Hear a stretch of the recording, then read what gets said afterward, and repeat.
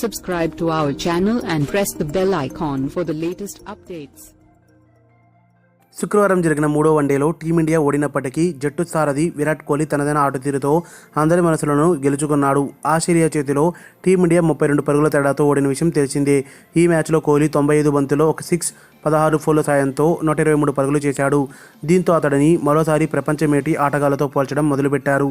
England cricket జట్టు మాజీ సారథి Michael Vaughan కోహ్లీని ఆకాశానికి ఎత్తేశారు. ఆల్ టైమ్ అత్యుత్తమ ఆటగాడు అని తన ట్విట్టర్ ఖాతాలో పేర్కొన్నారు. దీంతో ఓ అభిమాని ట్విట్టర్లో మైకేల్ వాన్ను ఓ విషయంపై ప్రశ్నించారు. కోహ్లీయే ఆల్ టైమ్ అత్యుత్తమ ఆటగాడు అని మీరు అనుకుంటున్నారా అంటే బ్రాడ్మన్, సచిన్, లారా కంటే గొప్ప అని స్పష్టంగా చెప్తున్నారా అని అడిగాడు. దీనికి స్పందిస్తూ మైకేల్ అవును వన్డే క్రికెట్లో అని సమాధానం చెప్పారు.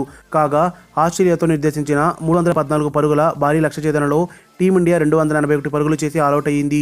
కోహ్లీని పక్కన పెడితే middle order batsmen Vijay Shankar 32 పరుగులు మినహా ఇతర టీమిండియా బ్యాట్స్మెన్ చెప్పుకోదగ్గ స్కోర్ చేయలేదు. తన కెరీర్లో కోహ్లీ 41వ శతకం సాధించాడు. వన్డేల్లో సచిన్ మొత్తం 49 శతకాలు బాదాడు.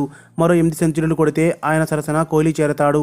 అతడిని అభిమానులంతా మరోసారి సచిన్తో పోల్చడం మొదలుపెట్టారు. మరిన్ని అప్డేట్స్ కోసం మన ఛానల్ని సబ్స్క్రైబ్ చేయండి.